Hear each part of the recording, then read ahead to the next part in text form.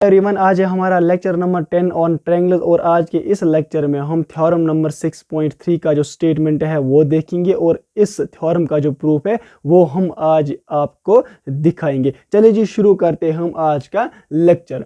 सबसे पहले हम थ्योरम नंबर 6.3 का जो स्टेटमेंट है वो देखेंगे। If in two triangles corresponding angles are equal then their corresponding sides are in the same ratio and hence the two triangles are similar. यहाँ पे दो ट्रायंगल्स की बात हो रही है, इसका मतलब हमें दो ट्रायंगल्स लेने। चलिए जी, मैं यहाँ पे एक ट्रायंगल लेता हूँ। इस ट्रायंगल का जो नाम है वो मैं रख लेता हूँ ए बी एंड सी, और एक ट्रायंगल यहाँ से ले लेता हूँ और इस ट्रायंगल का जो नाम है वो मैं रखता हूँ पी क्यू एंड आर। ठीक है, इसके बाद क्वेश्चन वाला बोल रहा है कि कॉरस्पॉन्डिंग एंगल्स आर इक्वल, यानी इन दो ट्रायंगल्स में जो कॉरस्पॉन्डिंग एंगल्स है वो बराबर है। चलिए जी, मान लेता हूं एंगल ए जो है वो एंगल पी के बराबर है, एंगल बी जो है वो एंगल क्यू के बराबर है और एंगल सी जो है ये एंगल आर के बराबर। यही हुए कॉरस्पॉन्डिंग एंगल्स। ठीक, और then their corresponding sides are in the same ratio. तो हमें प्रूव करके देना है इन दो ट्रायंगल्स के जो कॉरस्पॉन्डिंग साइड्स है उनका जो रेशियो है वो बराबर है। इसका मतलब क्या हुआ, हमें प्रूव करके देना है ए बी डिवाइड बाय, आप इस ट्रायंगल का साइड लीजिए पी क्यू, ये बराबर होना चाहिए ए सी।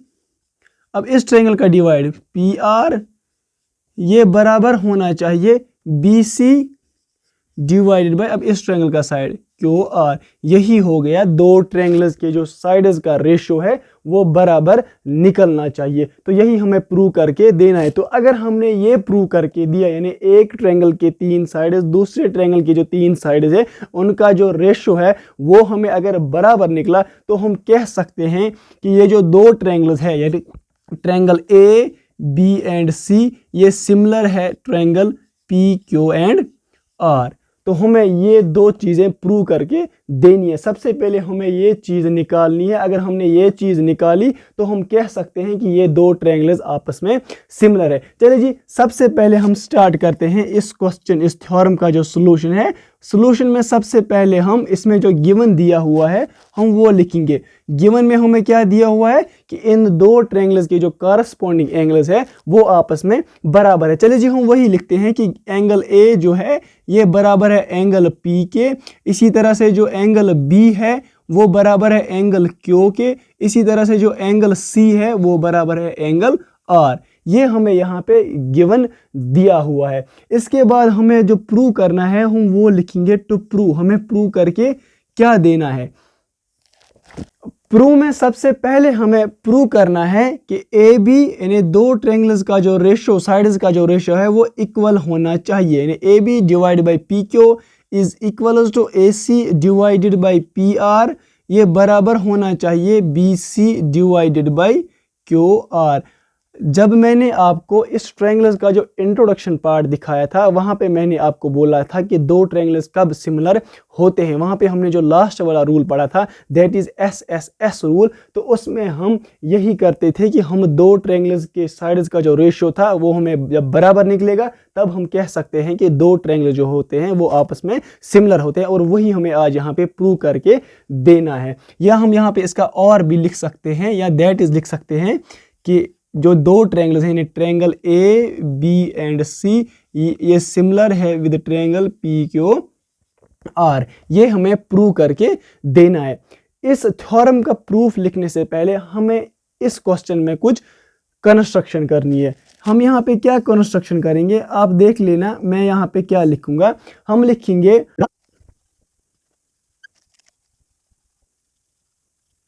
देखिए जी मैंने कंस्ट्रक्शन में क्या लिखा, मैंने लिखा draw a point D on P Q and E on P R such that P D is equal to A B and P E is equal to A C. हमें एक पॉइंट लेना है, point D.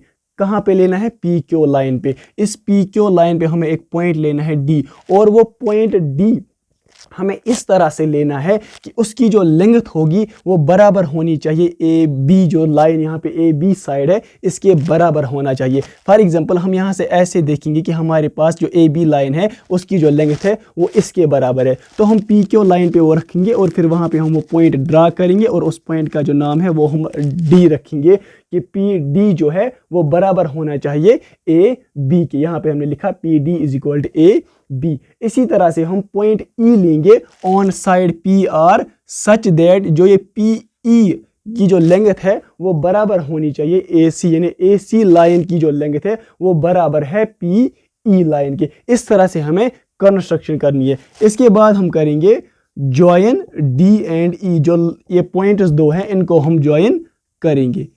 बस हमें इतनी ही construction करनी है। इसके बाद हम इसका प्रूफ लिखेंगे।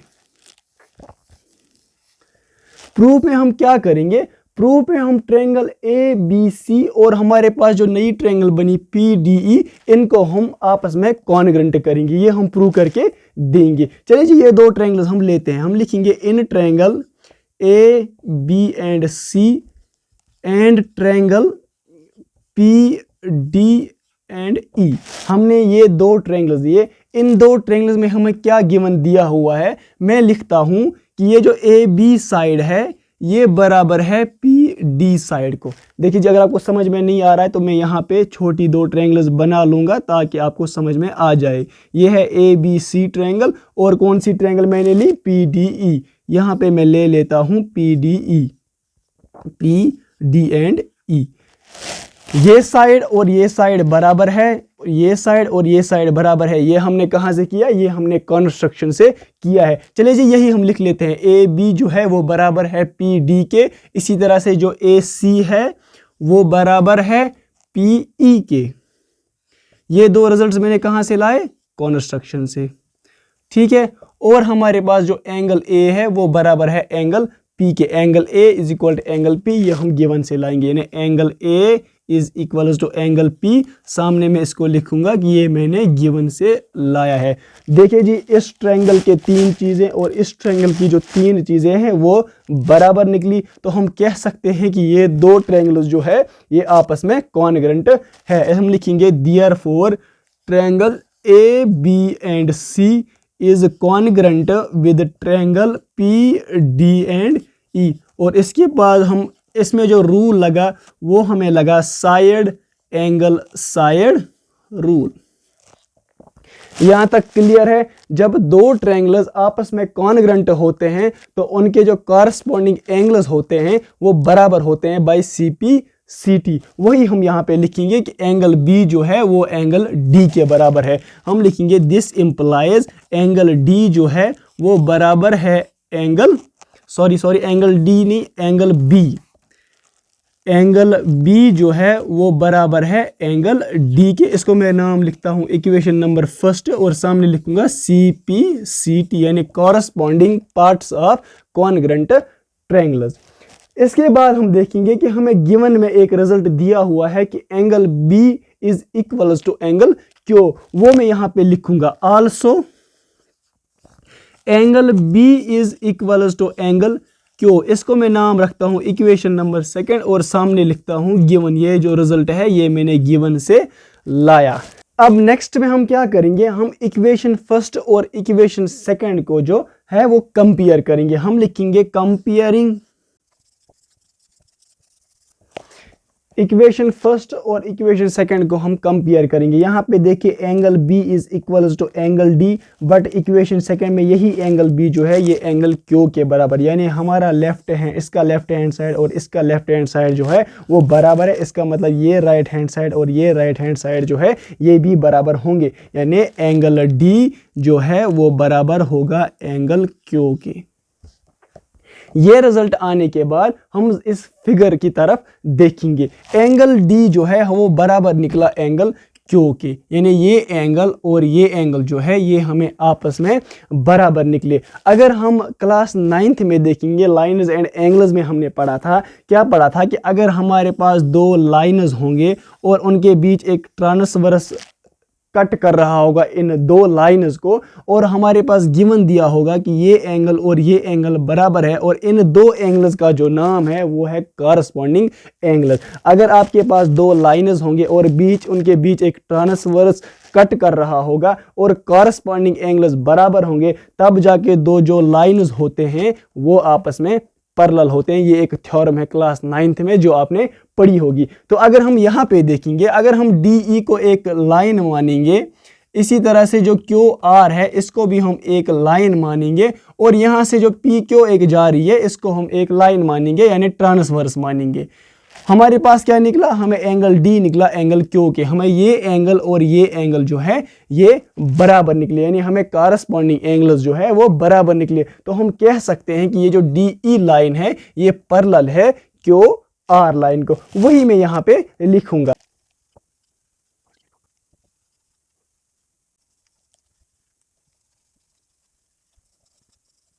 देखिए जी, मैंने यहाँ पे क्या लिखा, यानी इस रिजल्ट के बाद मैंने क्या लिखा, जब हमें एंगल D और एंगल Q बराबर निकले, मैंने लिखा यहाँ पे for lines DE and QR। अगर हम मान के चलेंगे कि DE जो है ये एक लाइन है और जो QR है ये दूसरी लाइन है, ये अभी पैरेलल नहीं है, विद ट्रांसवर्स PQ, जो PQ एक लाइन है इसको हम ट्रांसवर्स मान लेते हैं। चलिए जी, ये हमने यहाँ से ट्रांसवर्स डाल दिया। Angle D and angle Q are corresponding angles. अगर हम इस एंगल D इसको मानेंगे और एंगल Q इसको मानेंगे, ये दो एंगल्स जो है ये कॉरस्पॉन्डिंग एंगल्स है, क्योंकि ये भी ट्रांसवर्स के राइट साइड में है और लाइन के ऊपर है, और ये एंगल भी ट्रांसवर्स के राइट साइड में है और लाइन के ऊपर है, तो ये आपस में कॉरस्पॉन्डिंग एंगल्स हुए। ठीक है, एंड दे आर इक्वल, यहां से हमें ये बराबर निकले। तो हम कह सकते हैं कि ये जो लाइन DE है ये पैरेलल है QR लाइन को। ये थ्योरम जो है ये 9th में आपने पढ़ी है कि अगर कॉरस्पॉन्डिंग एंगल्स बराबर होते हैं तो वो जो दो लाइन्स होते हैं वो आपस में पैरेलल होते हैं। हम यहाँ पे लिखेंगे देयरफॉर लाइन जो है DE ये पैरेलल होगी QR को। ये यहाँ से आप समझ सकते हो, और यहाँ पे ये DE जो है ये पैरेलल हुई QR को। अब हम यहाँ पे ये वाली ट्रायंगल लेंगे, हम लिखेंगे नाउ इन ट्रायंगल PQR, और इस ट्रायंगल में क्या है, इसमें जो DE लाइन है ये पैरेलल है QR लाइन को, जो हमें अभी यहाँ पे प्रूव की। तो हम यहाँ पे थ्योरम 6.1 को यूज़ करेंगे। हम थ्योरम 6.1 जो है वो ये कहती है कि अगर आपके पास एक ट्रायंगल होगी, जैसे हमारे पास इस टाइम PQR, तो उसमें एक लाइन जो है वो पैरेलल होगी इस ट्रायंगल के किसी एक साइड को, जैसे हमारे पास DE इस टाइम पैरेलल है QR को। तो जिन दो साइड्स को ये कट कर रही है तो ये इनको इक्वल रेशियो में डिवाइड कर रही है। चलिए जी, इस साइड का हम रेशियो लिख लेते हैं। हम यहाँ पे लिखेंगे using basic proportionality theorem we get. इस साइड का रेशियो लीजिए PD डिवाइडेड बाई DQ हो गया, PD डिवाइडेड बाई DQ, ये बराबर होगा PE divided by ER, PE divided by ER। ठीक है, ये रिजल्ट हमने बेसिक प्रोपोर्शनलिटी थ्योरम को यूज करके लिखा। इसके बाद जो हमारा नेक्स्ट स्टेप होगा, हम इसका भी रेसिप्रोकल लिखेंगे और इसका भी रेसिप्रोकल लिखेंगे, ताकि हमें जो रिजल्ट निकालना है, यानी जो हमें प्रूव करना है, हम वहां तक पहुंचेंगे। चलिए इसका रेसिप्रोकल लिखिए। ये हो गया DQ डिवाइडेड बाई PD, ये बराबर होगा ER डिवाइडेड बाई PE। मैंने क्या किया, मैंने यहाँ पे इन दोनों साइड्स का जो है वो रेसिप्रोकल लिया, यानी डिनोमिनेटर को न्यूमरेटर में लाया और न्यूमरेटर को डिनोमिनेटर में लाया। इसके बाद हम यहाँ पे क्या करेंगे, हम यहाँ पे भी 1 ऐड करेंगे और यहाँ पे भी 1 ऐड करेंगे। चलिए जी, एडिंग 1 ऑन बोथ साइड्स, वो बनता है हमारा DQ divided by PD plus 1 is equals to ER divided by PE, इसको भी हम प्लस 1 करेंगे। इसके बाद जैसे हमने पिछले क्वेश्चंस में किया था वैसे ही हमें यहाँ पे भी करना है, इनको हम क्रॉस मल्टीप्लाई करेंगे। इसके डिवाइड में 1 होगा और इसके भी डिवाइड में 1 ही होगा। DQ into 1 that is DQ plus PD into 1 that is PD divided में हमारा PD डी है। फिर इज इक्वल्स टू है ई आर इंटू वन हो गया ई R plus P E into one हो गया P E divided by P E into one that is P E. अब यहां पे इनको ऐड कीजिए D Q plus P D Q हो गया ये वाली लाइन प्लस करनी है पी डी ये यहां से यहां तक, तो ये एक लंबी लाइन बन रही है और इस लंबी लाइन का जो नाम है that is P Q divide में क्या है P D is equals to E R plus P E R हो गया यहां से यहां तक प्लस पी ई हो गया यहां से यहां तक, तो जब इनको हम ऐड करेंगे तो यहां से लेके यहां तक बन रही है P R divided by P E. अब यहां पे देखिए, अब यहां पे आप इसका रेसिप्रोकल फिर से कीजिए तो हमें हमारे पास क्या रिजल्ट आएगा P D divided by P Q is equals to P E divided by P R. ये यहां पे हमने फिर से क्या किया, यहां पे मैं लिख लेता हूं, ऐसे करना है, यानी हमें इसका रेसिप्रोकल यहां पे फिर से लेना है। इसके बाद जो इसका नेक्स्ट स्टेप है वो मैं यहां पे लिखूंगा, तो इसको मैं रब करता हूं। अब हमारे पास क्या रिजल्ट आया, हमारे पास रिजल्ट आया P D divided by P Q is equals to P E divided by P R. अब यहां पे इनको हम अपना वैल्यू देंगे कि ये पी डी जो है, ये पी डी हमने किसके बराबर रखा था, ये जो पी डी है ये हमने किसके बराबर रखा था, ए बी के बराबर। तो पी डी की जगह जो है मैं ए बी लिख लेता हूं डिवाइडेड बाई पी क्यू। अपना रिजल्ट जो है is equals to P E हमने किसके बराबर रखा था, ए सी के बराबर हो गया, पी ई की जगह A C divided by P R. इसी को मैं नाम रखता हूं इक्वेशन नंबर, चलिए अगर हमने वो फर्स्ट और सेकंड रखा था इसको मैं यहां पे थर्ड लिख लेता हूं। A B divided by P Q is equal to A C divide by P R. हमने यहां तक ये प्रूव कर दिया, लेकिन हमें अभी ये नहीं निकाला B C divided by Q R. यहां पे लिखेंगे similarly A B divided by P Q is equals to B C divided by Q R. अब ये रिजल्ट मैंने कहाँ से लाया ये आपको यहाँ पे समझना ज़रूरी है, और अगर आपको ये समझ में आ गया तो समझो थ्योरम 6.3 जो है वो आपको पूरी कंप्लीट समझ में आ जाएगी।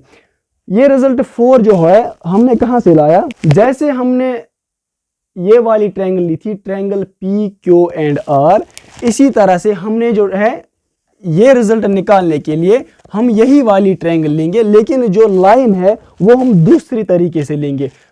फॉर एग्जांपल हम यहाँ पे यही ट्रायंगल ली और इस ट्रायंगल का जो नाम था वो था पी क्यू एंड आर, ठीक है। तो जब हमने कंस्ट्रक्शन की तो हमने यहाँ पे एक पॉइंट डी लिया था और यहाँ पे हमने एक पॉइंट ई लिया था, such that P D is equal to A B and वो पी ई जो है वो बराबर था ए सी के, तब जाके हमें ये रिजल्ट मिला, ठीक है। ये रिजल्ट निकालने के लिए हम क्या करेंगे, हम एक पॉइंट यहाँ पे लेंगे, यानी पॉइंट डी जो है वो हम पी क्यू पे रखेंगे, लेकिन जो पॉइंट ई है वो हम यहाँ पे क्यू आर पे लेंगे इस तरह से, सच दैट जो ये क्यू ई है ये बराबर होगा बी सी के। जैसे हमने पहले रखा था ए सी के बराबर, लेकिन इस टाइम हम रखेंगे वो बी सी के बराबर, such that B C is equal to Q E. उसके बाद हमने वैसे ही ज्वाइन करना है डी ई को, ये हम करेंगे कॉन्स्ट्रक्शन। इसके जो सेकंड पार्ट के लिए, यानी ये जो 4 वाला इक्वेशन हमने यहाँ पे लाया, इसके लिए हमने ये कॉन्स्ट्रक्शन करनी है। हमने एक पॉइंट लेना है point D on line P Q, such that P D जो है वो बराबर होगा ए बी के, और हमने पॉइंट ई लेना है क्यू आर पे, such that Q E is equal to B C. उसके बाद फिर हमने सेम प्रोसेस करनी है जैसे हमने इसमें किया। हम फिर ये वाली ट्रायंगल लेंगे A B C and triangle D Q E, इन दोनों को हम आपस में कॉन्ग्रेंट करेंगे, तो वहां से हम कॉरेस्पॉन्डिंग एंगल्स जो है वो बराबर लिखेंगे। तो उन कॉरेस्पॉन्डिंग एंगल से हमें ये एंगल डी और ये एंगल पी बराबर निकलेगा, तो हम उससे प्रूव कर सकते हैं कि डी ई जो है ये पैरेलल है पी आर के। तो यहाँ से फिर यही देंगे हम इनका रेशियो लेंगे तो यहाँ से हमें जो रिजल्ट आएगा वो हमें ये वाला रिजल्ट आएगा। आई होप आपको ये अब समझ में आया होगा कि ये रिजल्ट 4 हमने कहाँ से लाया। लेकिन जब आप एग्जाम में लिखोगे तो वहां पे आपको ये फिर से नहीं निकालना है, तो आप डायरेक्टली वहां पे लिख सकते हो similarly A B divide by P Q is equal to B C divide by Q R. तो अगर हम देखेंगे from equation third and equation fourth, ये A B divided by P Q जो है ये बराबर है A C divided by P R, और ये किसके बराबर है B C by Q R. यानी ये जो A B by P Q है ये इसके भी बराबर है यहाँ पे, और ये A B divide by P Q B C by Q R के बराबर है इक्वेशन 4 में। तो ये तीनों जो है ये आपस में बराबर है। तो हम यहाँ पे लिख सकते हैं therefore triangle A B C जो है ये सिमिलर है ट्रायंगल पी क्यू आर के by side side side rule. तो इसी को हम यहाँ पे लिखेंगे हेनस प्रूव्ड। तो ये रही आपकी theorem number 6.3 and I hope आपको ये अच्छे से समझ में आई होगी। जहाँ पे भी आपको समझ में नहीं आएगा या कोई पॉइंट आपको रह रहा है तो आप मुझे कमेंट सेक्शन में पूछ सकते हो।